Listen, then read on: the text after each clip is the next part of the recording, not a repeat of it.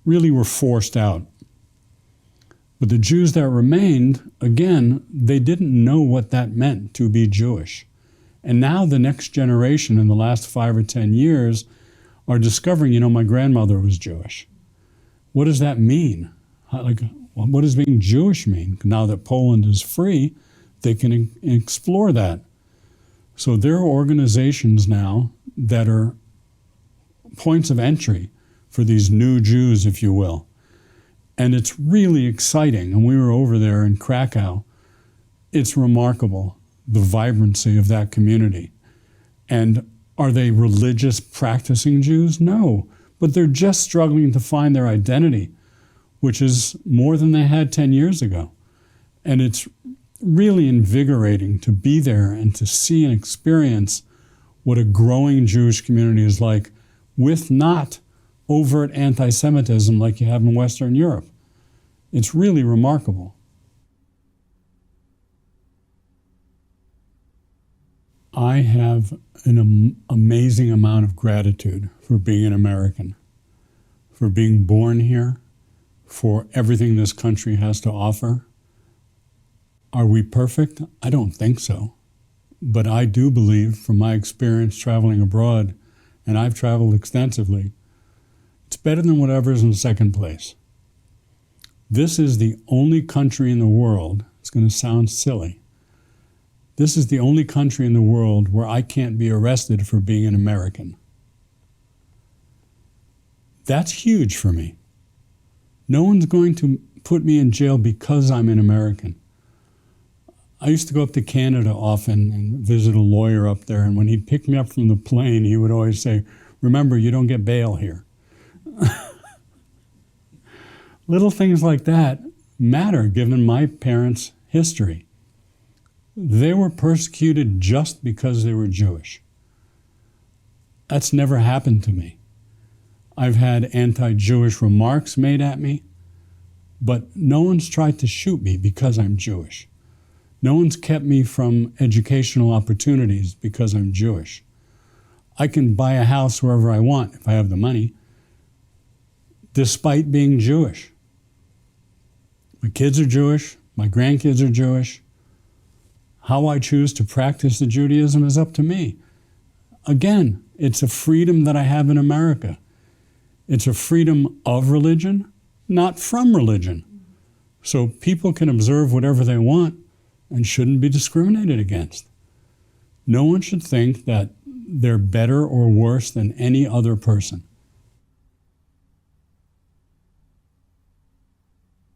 So I got a tremendous opportunity to be a book at the Human Library because of my affiliation with an organization called Voices of Hope, which was established by children of Holocaust survivors.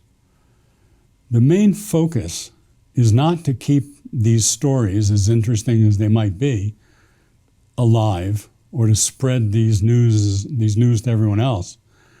The purpose of the organization is to send the message that what happened to our people was an attempt at genocide.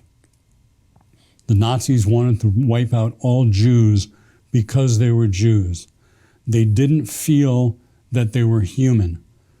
When a Jew would go into the concentration camp, they were stripped of their identity and given a number. That dehumanizes them. Not just the way they were treated, but why they were treated that way is because they were less than. They were not human, even though they looked like people, and therefore they needed to be exterminated. Genocide is a lesson that is not learned by this world we live in today. Genocide is bad, and humanity hasn't learned that lesson. And unfortunately, genocide is still going on in today's world. We need to speak out against it. So we go and we speak to middle school and high school kids and tell them the story in a brief way to show them the dangers of genocide, to show them the dangers of thinking that they are superior or inferior to anyone else. And when they see it, they should stand up and protest it. They should bring it to people's attention.